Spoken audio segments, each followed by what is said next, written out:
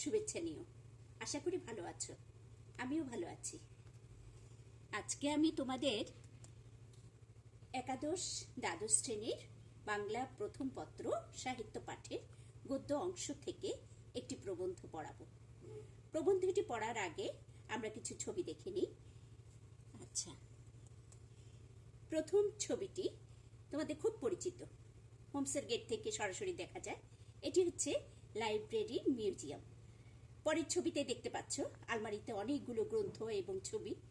এমনি পুরো মিউজিয়াম জুড়ে রয়েছে অনেক গ্রন্থ এবং ইতিহাসের সাক্ষ্য বহনকারী অনেক ছবি রয়েছে। প্রতিষ্ঠাতার পিসাহা অর্থাৎ আমাদের জ্যাঠামণির ব্যবহৃত কিছু পোশাক এবং জিনিসপত্র।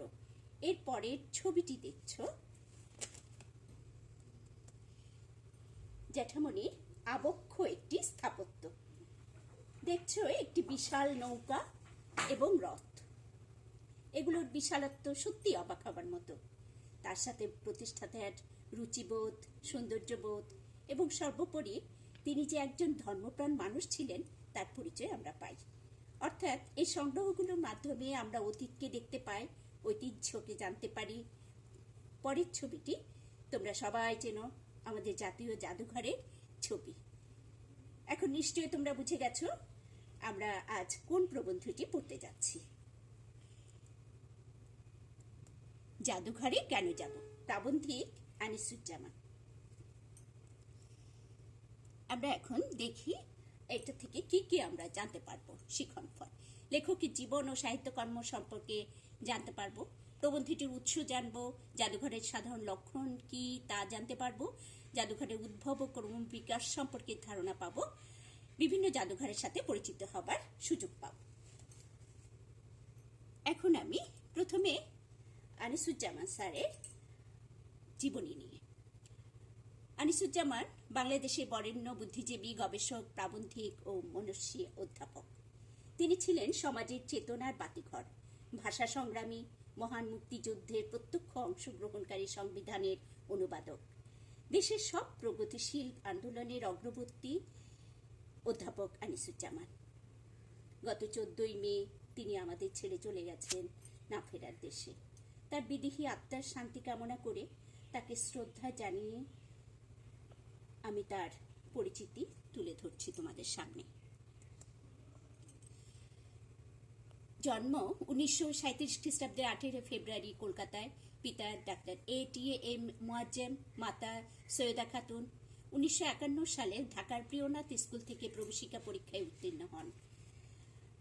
1953 সালে জগন্নাথ কলেজ থেকে আইএ পাশ করেন। ঢাকা বিশ্ববিদ্যালয় থেকে তিনি বাংলায় স্নাতকোত্তর ও পিএইচডি ডিগ্রি লাভ করেন। শিকাগো ও লন্ডন বিশ্ববিদ্যালয় থেকে উচ্চতর শিক্ষা লাভ করেন। তিনি দীর্ঘকাল চট্টগ্রাম বিশ্ববিদ্যালয় ও ঢাকা বিশ্ববিদ্যালয়ে অধ্যাপনা করেছেন। শেষ জীবনে তিনি ঢাকা বিশ্ববিদ্যালয়ের ইমেরিটাস অধ্যাপক পদে নিয়োজিত ছিলেন। এখন ইমেরিটাস অধ্যাপক বলতে কি বোঝায়? এটা হচ্ছে শিক্ষা কার্যক্রমে কৃতিত্বপূর্ণ অবদানের জন্য খ্যাতিমান অধ্যাপকদের চাকরির নির্দিষ্ট বয়স সীমা শেষে ইমেরিটাস অধ্যাপক হিসাবে নিয়োগ দেওয়া হয়। লেখকের গ্রন্থ দেখো, গ্রন্থগুলোর প্রচ্ছদ আমি তোমাদের সামনে তুলে ধরেছি। মুসলিম মানুষ ও বাংলা সাহিত্য, মুসলিম বাংলার সাময়িক পত্র, স্বরূপের সন্ধানে, 18 শতকের চিঠি, পুরানো বাংলা গদ্য, বাঙালি নারী সাহিত্য ও সমাজে, বাঙালি সংস্কৃতি ও অন্যান্য, ইহজাগতিকতা ও অন্যান্য, সংস্কৃতি ও সংস্কৃতি সাধক, চেনা মানুষের মুখ। এরপর তিনি কি কি পুরস্কার পেয়েছেন? সাহিত্য ও গবেষণায় কৃতিত্বের জন্য আনিসুজ্জামান 21 পদক, বাংলায় একাডেমি পুরস্কার, আলাউল সাহিত্য পুরস্কার, কলকাতার রবীন্দ্রভারতীর সাম্মানিক ডিলিট এবং ভারত সরকারের পদ্মভূষণ সহ বহু পুরস্কার ও সম্মাননায় ভূষিত হয়েছেন। এখন আমরা এই প্রবন্ধটির উৎস। জাদুঘরে কেন যাব প্রবন্ধটি চট্টগ্রাম বিশ্ববিদ্যালয় জাদুঘরের রজত জয়ন্তী উপলক্ষে শামসুল হুসাইনের সম্পাদনায় প্রকাশিত স্মারক পুস্তিকা ঐতিহ্যায়ন থেকে সংকলিত হয়েছে। এখন আমি এই প্রবন্ধটি শুরু করার আগে একটু জেনে নিই যে জাদুঘর বলতে আমরা কি বুঝি। জাদুঘর হচ্ছে এমন এক সর্বজনীন প্রতিষ্ঠান যেখানে মানব সভ্যতা ও সংস্কৃতির বৈচিত্র্যপূর্ণ ও ঐতিহাসিক নিদর্শন সংগ্রহ করে রাখা হয় সংরক্ষণ, প্রদর্শন ও গবেষণার জন্য। এর কিছু সাধারণ লক্ষণ আছে। কি কি? যা চমকপ্রদ, যা অনন্য, যা বিস্ময় উদ্রেককারী এমন সব বস্তু সংগ্রহ করা। গড়পড়তা মানুষদের দেখতে যায়, দেখে আপ্লুত হয়। এখন আমরা প্রবন্ধটি শুরু, তোমরা বই খুলে দেখো, শুরুতেই আছে পাশ্চাত্য দেশে জাদুঘর তত্ত্ব, মিউজিওলজি, মিউজিওগ্রাফি, মিউজিয়াম স্টাডিজ বিদ্যায়তনিক বিষয়। এখন প্রথমে আমরা পাশ্চাত্য দেশ বলতে কি বুঝি। এই যে ম্যাপটা দেখছো, ম্যাপের এটা হচ্ছে পূর্ব দিক আর এই দিকটা হচ্ছে পশ্চিম দিক। পশ্চিম দিকের দেশগুলোকে বলা হয় পাশ্চাত্য দেশ। সেখানে যে বিদ্যায়তনিক বিষয় বলতে আমরা যেমন বাংলা, ইংরেজি, অঙ্ক এই ধরনের আমাদের স্কুলে পাঠ্য কিছু বই আছে, বিষয় আছে, সেখানেও পাঠ্য বিষয় হিসাবে এই জাদুঘর তত্ত্ব নিয়ে বিভিন্ন নামে পাঠ্য করা হয়েছে। এখন এই মিউজিয়াম স্টাডিজ শব্দের অর্থ কি? জাদুঘর বা প্রদর্শন সংক্রান্ত বিদ্যা। তারপরে দেখি আমরা যে আলেকজান্দ্রিয়া, মিশরের আলেকজান্দ্রিয়া, এখানেই প্রথম জাদুঘর স্থাপিত হয়। উত্তর মিশরের প্রধান সমুদ্র বন্দর ও সুপ্রাচীন নগর।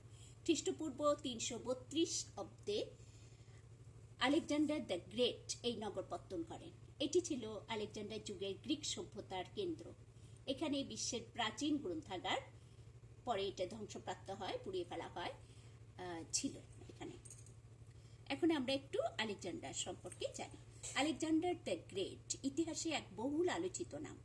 সেই সুদূর গ্রিস থেকে একের পর এক দেশ জয় করে তার বাহিনী চলে এসেছিল ভারত অবধি। তিনি ছিলেন গ্রিক দার্শনিক অ্যারিস্টটলের ছাত্র। এখানে দেখো আমি ছবি দিয়েছি, প্রথমটা আলেকজান্ডার, তারপরে দেখো ছবিটি যে অ্যারিস্টটলের সাথে আলেকজান্ডার যে শিক্ষালাভ করছেন তার একটা ছবি।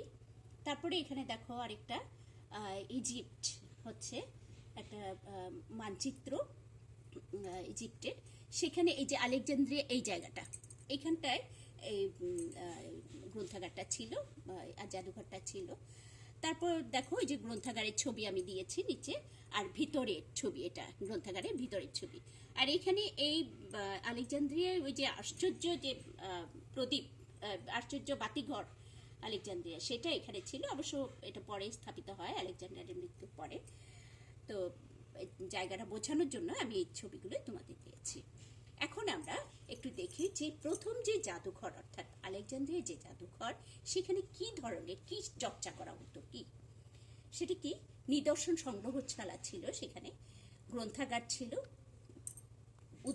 উদ্যান, উন্মুক্ত চিড়িয়াখানা আর দর্শন চর্চার কেন্দ্র। সেই সময় এখন যেমন বিজ্ঞান চর্চাটা একটু বেশি হয়, তখন কিন্তু দর্শন চর্চাটা বেশি হতো। হ্যাঁ, তো আরেকটা জিনিস তোমরা এগুলো খেয়াল রাখবে, এখানে কি কি হতো সেটা খেয়াল রাখবে। আরেকটা হচ্ছে খ্রিস্টপূর্ব 3য় শতাব্দীর, এটাও তোমরা একটু মনে রাখবে। আচ্ছা, এ থেকে আমরা দুটি ধারণা জন্মে কি জাদুঘর গড়ে উঠেছিল প্রতিষ্ঠাতার রুচিমাফিক, দর্শকরা সেখানে যেতেন নিজের অভিপ্রায় অনুযায়ী।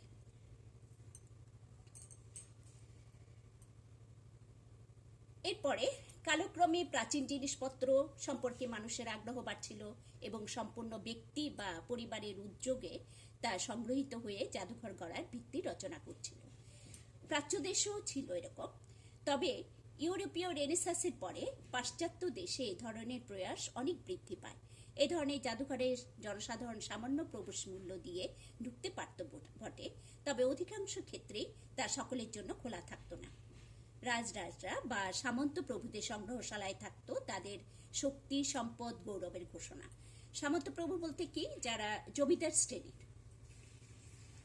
আরো একটা জিনিস খেয়াল রাখবে, 16 শতকের আগে যৌথ কিংবা নাগরিক সংস্থার উদ্যোগে জাদুঘর নির্মাণের চেষ্টা হয়নি। যেগুলো খুব গুরুত্বপূর্ণ, আমি সেগুলো কিন্তু লিখে নিয়েছি তোমাদের সুবিধার জন্য। এগুলো প্রশ্ন আকারে থাকে, তোমরা খুব ভালো করে লক্ষ্য করবে। 16 শতকের আগে যৌথ কিংবা নাগরিক সংস্থার উদ্যোগে জাদুঘর নির্মাণের চেষ্টা হয়নি, অর্থাৎ রেনেসাঁর আগে। গণতন্ত্রের বিকাশের ফলে বিপ্লবের সাফল্যে এবং বিভিন্ন রকম বিপ্লব হয়। বিপ্লব ছাড়া আমরা কখনো কোনো কিছুই অর্জন করতে পারি না। সেই বিপ্লবের সাফল্যের জন্য আমরা এই জাদুঘরে জনসাধারণে, যদিও জাদুঘর কিছু স্থাপিত হয়েছে, কিন্তু সাধারণ মানুষের সেখানে প্রবেশ অধিকার ছিল না। সেগুলো একমাত্র বিপ্লবের সাফল্যের জন্য এবং গণতন্ত্র বিকাশের জন্য সাধারণ মানুষ সেখানে প্রবেশ করার সুযোগ পায়। রেনেসাঁ, এখন রেনেসাঁ নিয়ে বলছি, ইউরোপীয় রেনেসাঁ। তার আগে আমরা রেনেসাঁ হচ্ছে পুনর্জন্ম বা পুনর্জাগরণ বা নবজাগরণ। 476 খ্রিস্টাব্দে রোম সাম্রাজ্য পতনের মধ্য দিয়ে ইউরোপীয় মধ্যযুগের সূচনা। এই সময় ইউরোপ গভীর আধারে ছিল। তারপরে যে অবস্থা সেটাই হচ্ছে রেনেসাঁ। খ্রিস্টীয় 14 থেকে 16 শতক ধরে ইউরোপে শিল্প সাহিত্য, জ্ঞানচর্চা ও চিন্তা চেতনার ক্ষেত্রে মধ্যযুগ থেকে আধুনিক যুগে উত্তরণই হচ্ছে ইউরোপীয় রেনেসাঁ। এবার আমরা ফরাসি বিপ্লব সম্পর্কে জানি যে ইউরোপের প্রথম বুর্জোয়া বিপ্লব 1789 সালে 14 জুলাই ফরাসি জনগণ সেখানকার কুখ্যাত বাস্তিল দুর্গ ও কারাগার দখল করে নেয় এবং সমস্ত বন্দীকে মুক্তি দেয়। এর মাধ্যমে এই বিপ্লবের সূচনা হয়। এই বিপ্লবে নেতৃত্ব দেয় ধনিক শ্রেণী, আর অত্যাচারিত কৃষকরা ছিল তার সহযোগী। বিপ্লবের মূল বাণী ছিল মুক্তি, সাম্য, ভ্রাতৃত্ব ও সম্পত্তির পবিত্র অধিকার। এই বিপ্লবের ফলে সামন্তবাদের উৎপাটন হয়। এখন দেখো, এই বিপ্লবের, এই ফরাসি বিপ্লবের পরে এই যে রাজপ্রাসাদ দেখা যাচ্ছে, এটা উন্মুক্ত হয়। প্রজাতন্ত্রী সৃষ্টি করে কি লুভর মিউজিয়াম, আমরা পরে দেখব। এটা উন্মোচিত হয় ভার্সাই প্রাসাদের দ্বার। এখন ভার্সাই প্রাসাদটা কি? এক মহাকালীর সাক্ষী ফ্রান্সের এই ভার্সাই প্রাসাদ। ফ্রান্সের 1700 শতকের অনেক শিল্পকর্ম আছে এই প্রাসাদে। রয়েছে রাজাদের ব্যবহৃত জিনিসপত্র। 1789 খ্রিস্টাব্দে ফরাসি বিপ্লবের মাধ্যমে রাজাকে উৎখাত করা হয়, পরে এটিকে খুলে দেওয়া হয় পর্যটকদের জন্য। এই সেই ভার্সাই নগরী যেখানে বসে আমাদের বাংলার কবি মাইকেল মধুসূদন দত্ত তার সনেটগুলো রচনা করেছেন। তারপর আমরা লুভর মিউজিয়াম সম্পর্কে জানি। ফ্রান্সের জাতীয় জাদুঘর ও আর্ট গ্যালারি প্যারিসে অবস্থিত। এই জাদুঘর প্রতিষ্ঠিত হয় 1546 খ্রিস্টাব্দে। এই জাদুঘরের চিত্রশিল্পের সংগ্রহ বিশ্বের অন্যতম সমৃদ্ধ সংগ্রহ হিসেবে বিবেচিত। আরেকটা বিপ্লব, রুশ বিপ্লব। 1917 সালের 7 নভেম্বর বিপ্লবী নেতা লেনিনের নেতৃত্বে রাশিয়ার সর্বহারা দল বলশেভিক পার্টি সেখানকার জাতন্ত্রকে হটিয়ে রাষ্ট্র ক্ষমতা দখল করে। এই বিপ্লবের মাধ্যমে রাশিয়ায় সমাজতন্ত্র প্রতিষ্ঠিত হয়। সমস্ত সম্পত্তি ও উৎপাদনের মালিক জনগণ তথা রাষ্ট্র। আর এরপরে লেনিনগ্রাদের যে রাজপ্রাসাদ, এটা সবার জন্য উন্মুক্ত হয়ে যায়। আরেকটা হচ্ছে হারমিটেজ, এই যে হারমিটি যে জাদুঘরটি, সেটাও উন্মুক্ত হয় এই রুশ বিপ্লবের পরে। এরপর আমরা আসি টাওয়ার অফ লন্ডন। লন্ডনের টেমস নদীর উত্তর তীরবর্তী রাজকীয় দুর্গ। এর মূল অংশে রয়েছে সাদা পাথরের গম্বুজ। এটি নির্মিত হয় 1078 খ্রিস্টাব্দে। এক সময় দুর্গটি রাজকীয় ভবন ও রাষ্ট্রীয় কারাগার হিসেবে ব্যবহৃত হতো। বর্তমানে অস্ত্রশালা ও জাদুঘর হিসেবে ব্যবহৃত। এটি সর্বজনের চক্ষুগ্রাহ্য হলেও বিপ্লবের না হলেও ক্রমবর্ধমান গণতন্ত্রায়নের ফলে। এটাও কিন্তু একটা পরীক্ষা, তোমাদের প্রশ্ন থাকে যে এটি কখন চক্ষুগ্রাহ্য হলো, কিভাবে হলো, তাহলে কিসের জন্য এটা ক্রমবর্ধমান, ওই যে গণতন্ত্রায়নের ফলে এটা হয়েছে। তারপর আমরা দেখি এই যে টাওয়ার অফ লন্ডন, সেখানে কি আছে? কোহিনূর আছে। টাওয়ার অফ লন্ডনে সকলে ভিড় করে কোহিনূর দেখতে। কোহিনূর নামে খ্যাত হীরকখণ্ডের ইতিহাস অতি দীর্ঘ একটা এবং বর্ণাঢ্য। এর ইতিহাসের সূচনা 1304 খ্রিস্টাব্দে। প্রাচীনকালে সুন্দরী কুমারীর মতো এটি বিভিন্ন রাজা বাদশাহ ও শাসকের হাত ঘুরে এখন স্থান পেয়েছে টাওয়ার অফ লন্ডনে। কোহিনূর শব্দের অর্থ হচ্ছে আলোর পর্বত। দেখো, এটা বর্তমান মালিক হচ্ছে ব্রিটিশ রাজপরিবার। মূল দেশ কোথায় ছিল? ভারত। আর মূল মালিক হচ্ছে কাকাতিয়া রাজবংশ। এখানে সবকিছু দেয়া আছে। অক্সফোর্ড বিশ্ববিদ্যালয় যুক্তরাজ্যের প্রাচীনতম বিশ্ববিদ্যালয়। এটি প্রতিষ্ঠিত হয় 12 শতকের প্রথম দিকে। শিল্পকলা ও প্রত্নতত্ত্ব সংক্রান্ত জাদুঘর অ্যাশমোনিয়ান মিউজিয়াম এই বিশ্ববিদ্যালয়েরই অঙ্গ প্রতিষ্ঠান। এখন আমরা দেখি যে এই যে অক্সফোর্ড বিশ্ববিদ্যালয়ের একটি পাশেই হচ্ছে অ্যাশমোলিয়ান মিউজিয়াম। এটি কি? ইংরেজ পুরাকীর্তি সংগ্রাহক অ্যাশমলের সংগ্রহ দিয়ে প্রতিষ্ঠিত জাদুঘর। এই সংগ্রহশালার প্রাচীন ভবন গড়ে ওঠে 1679 থেকে 1683 কালপর্বে। বর্তমান অ্যাশমোলিয়ান মিউজিয়াম প্রতিষ্ঠিত হয় 1897 সালে। এখন দেখো, এই যে যার নাম অনুসারে এটা হয়েছে, তার ছবি আমি দিয়েছি, অ্যাশমল। আরো দুজনের সংগ্রহ ছিল সেখানে, সেটারও নাম আছে পিতা পুত্র। পিতা হচ্ছে জন ট্র্যাডিসন আর পুত্র হচ্ছে উনিও জন ট্র্যাডিসন, একই নাম। তোমরা হয়তো দেখবে তোমাদের বইতে, পিতা পুত্র দুই ট্র্যাডিসন এবং অ্যাশমল, এই তিনজনের সংগ্রহগুলি দিয়েই প্রতিষ্ঠিত হয়েছে অ্যাশমোলিয়ান মিউজিয়াম। এটা খেয়াল রাখবে তোমরা। তারপরে আমরা পেয়েছি ব্রিটিশ মিউজিয়াম। প্রত্নতত্ত্ব ও পুরাকীর্তি সংক্রান্ত এই জাদুঘর ব্রিটেনের জাতীয় জাদুঘর। প্রতিষ্ঠাকাল 1753। সে সময়ে ব্রিটিশ সরকার sir Hans Sloane, sir Robert Cotton আর অক্সফোর্ড রবার্ট হার্লি, এই তিনজন সংগ্রাহকের বই, পাণ্ডুলিপি, মুদ্রা, পুরাকীর্তি ইত্যাদির বিশাল ব্যক্তিগত সংগ্রহ ক্রয় করে এই জাদুঘর গড়ে ওঠে। এখন আমি এদের ছবি দিয়ে দিচ্ছি। যে sir Hans Sloane, Robert Cotton, দেখো তিনজনের।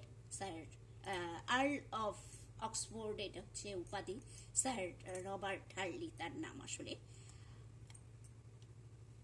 একালে আলেকজান্দ্রিয়ার মতো মেলানো মিশানো জাদুঘরের বড় দৃষ্টান্ত ব্রিটিশ মিউজিয়াম। সেখানে রয়েছে বৃহৎ প্রত্নতাত্ত্বিক ও ঐতিহাসিক সংগ্রহশালা, বিশাল গ্রন্থাগার স্বতন্ত্রভাবে রয়েছে, উদ্ভিদ বিজ্ঞান, জীববিদ্যার জাদুঘর, অস্থায়ী প্রদর্শনী ও বক্তৃতার ব্যবস্থা। গত 30 বছরে ব্রিটেনে জাদুঘরের সংখ্যা দ্বিগুণ হয়েছে, যেগুলো খুব গুরুত্বপূর্ণ, আমি একটু মোটা হরফে লিখে দিয়েছি। যদিও ব্রিটিশ মিউজিয়ামের সমতুল্য দ্বিতীয় কোনো জাদুঘর সে দেশে তৈরি হয়নি। ব্রিটিশ মিউজিয়ামে নানা দেশের নানা নিদর্শন সংগৃহীত আছে। জাদুঘরের প্রসার বা বিস্তারের কারণ এখন আমরা জানবো। পুঁজিবাদের সমৃদ্ধি, বিজ্ঞান ও প্রযুক্তির বিকাশের ফলে 19 শতকে জাদুঘরের সংখ্যা বৃদ্ধি ঘটে।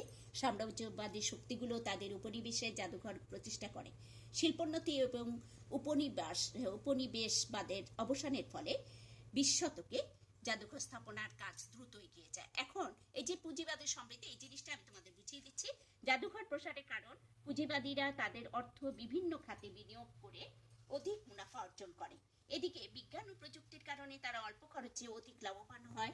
যেমন ধরো, আগে ধান ভাঙতে ঢেকি ব্যবহার হতো, মেশিন তৈরি হওয়ার পর তারা অনেক লাভবান হয়ে তাদের উদ্বৃত্ত অর্থ দিয়ে তারা তাদের তুলনায় দুর্বল দেশগুলোতে প্রভাব বিস্তার করতে লাগলো এবং একসময় সেখানে উপনিবেশ গড়ে তুলল। এখন তারা তাদের ক্ষমতা, শৌর্য, বীর্য দেখানোর জন্য এসব উপনিবেশে তারা তাদের বীরত্বের চিহ্ন দেখাতে জাদুঘর গড়ে তুলল। এদিকে বিজ্ঞানের অগ্রগতির ফলে পুরনো জিনিসগুলো স্থান পেতে থাকে জাদুঘরে। আবার দেখো, যখনই সাম্রাজ্যবাদী শক্তিগুলো উপনিবেশ ছেড়ে দিতে বাধ্য হয়, তখন স্বাধীন রাষ্ট্রগুলো নিজেদের পরিচয় দেখানোর জন্য নতুন নতুন জাদুঘর স্থাপন করে। মনে করো, যখন ব্রিটিশরা ভারত উপমহাদেশে ছিল, তখন তারা কিছু জাদুঘর গড়েছিল। আবার ভারত ও পাকিস্তান দুটি রাষ্ট্র স্বাধীন হবার পর নিজেদের গৌরব গাথা তুলে ধরার জন্য জাদুঘর স্থাপন করে। এইভাবে জাদুঘরের প্রসার লাভ করে। এখন আমরা মনে রাখার সুবিধার্থে জাদুঘরের প্রসার বা বিস্তারের সময় কখন এগুলো পরীক্ষায় আসে। তোমরা 16 শতকের আগে যৌথ কিংবা নাগরিক সংস্থার উদ্যোগে জাদুঘর নির্মাণের চেষ্টা হয়নি। 17 শতকে ব্রিটেনে প্রথম পাবলিক মিউজিয়াম গড়ে ওঠে, অক্সফোর্ড বিশ্ববিদ্যালয়ে অ্যাশমোলিয়ান মিউজিয়াম। 18 শতকে রাষ্ট্রীয় প্রচেষ্টায় প্রতিষ্ঠিত হয় ব্রিটিশ মিউজিয়াম। 19 শতকে জাদুঘরের সংখ্যা বৃদ্ধি ঘটে। 20 শতকে জাদুঘর স্থাপনার কাজটি দ্রুত এগিয়ে যায়। আলেকজান্দ্রিয়া অবস্থিত মিশরে টাওয়ার অফ লন্ডন, অক্সফোর্ড বিশ্ববিদ্যালয়, অ্যাশমোলিয়ান মিউজিয়াম, ব্রিটিশ মিউজিয়াম অবস্থিত যুক্তরাজ্যে। ভার্সাই প্রাসাদ, লুভর মিউজিয়াম, এই দুটো হচ্ছে ফ্রান্সে, হারমিতি হচ্ছে রাশিয়া। এগুলো তোমাদের মনে রাখার জন্য। এখন আমি মূল্যায়ন দিচ্ছি তোমাদের। পৃথিবীর প্রথম জাদুঘর কোথায় প্রতিষ্ঠিত হয়েছিল? এটি স্থাপিত হওয়ার সম্ভাব্য সময় কোন শতাব্দী? এই জাদুঘরে মুখ্যত কি চর্চা হতো? প্রথম দিকে জাদুঘর কিভাবে গড়ে উঠেছিল? প্রথম পর্যায়ে দর্শক জাদুঘরে যেতেন কেন?